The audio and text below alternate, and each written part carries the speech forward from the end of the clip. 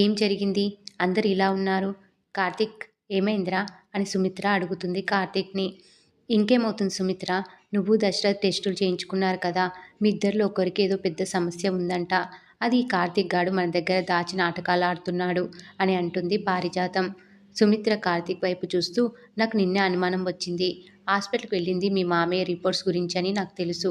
నువ్వేమీ లేదంటే ఎలా నమ్మాలి అని అంటుంది కార్తీక్తో సుమిత్ర. అత్తయ్య, నేను ఏ నిజం దాయలేదు. దయచేసి మనం తర్వాత మాట్లాడుకుందామని కార్తీక్ చెప్పడానికి ప్రయత్నిస్తాడు. మాతో ఆటలాడుకుంటున్నావా కార్తీక్?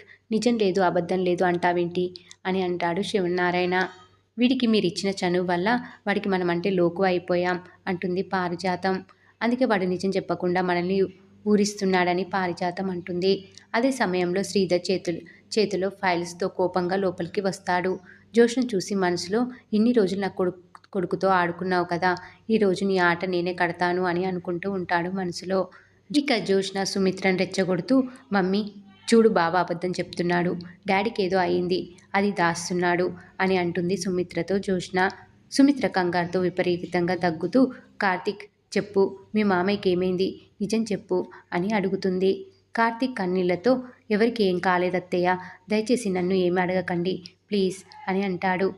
ఇక శివనారాయణ సహనం కోల్పోయి కార్తీక్ చెంపపై బలంగా కొడతాడు. సుమిత్ర దుఃఖంతో ఆయాసపడుతూ, కార్తీక్ మా ఆయనకేం జరిగిందో చెప్తావా లేదా అని గట్టిగా అడుగుతుంది. సుమిత్ర విపరీతంగా దగ్గుతూ ఒక్కసారిగా కుప్పకూలిపోతుంది. ఆమె నోటి నుంచి రక్తం రావడం చూసి అందరూ నివ్వెరపోతారు. శ్రీధర్ షాక్ అయి అక్కడే నిలబడిపోతాడు. మరోవైపు కాంచన ఇంట్లో నిశ్శబ్దంగా ఆలోచిస్తూ ఉంటుంది. అనసూయ పిలిచిన పలకనంతగా ఆమె మనసు కార్తీక్ మాటల గురించి ఆలోచిస్తుంది.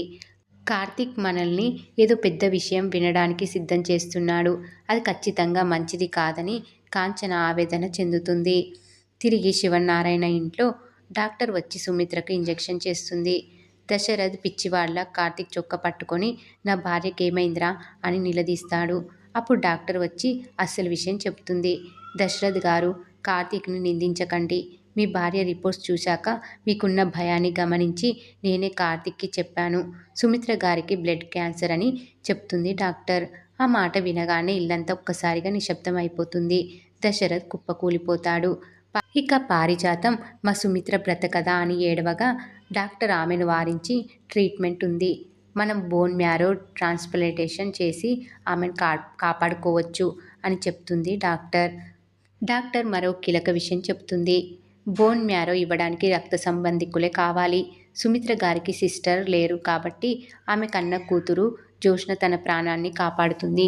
జోష్న బోన్ మ్యారో ఇస్తే సుమిత్ర గారు కోలుకుంటారని చెప్తుంది డాక్టర్. ఈ మాట వినగానే జోష్న ముఖం పాలిపోతుంది. తను అసలు సుమిత్ర కన్న కూతురు కాదు కదా, ఇప్పుడు తన బండారం బయటపడుతుందేమోనని, తన ప్రాణాలకు ఏమైనా అవుతుందేమోనని భయంతో వణికిపోతూ ఉంటుంది జోష్న. ఇక శివనారాయణ వెక్కి వెక్కి ఏడుస్తూ కార్తీక్ దగ్గరికి వెళ్ళి, ఒరేయ్, ఇంత పెద్ద నిజాన్ని గుండెల్లో ఎలా దాచుకున్నావురా, తెలియక నిన్ను కొట్టాను, నన్ను క్షమించు అని వేడుకుంటాడు. దశరథ్ కూడా తన మేనల్లుండి హత్తుకొని కన్నీరు మున్నీరు అవుతూ ఉంటాడు.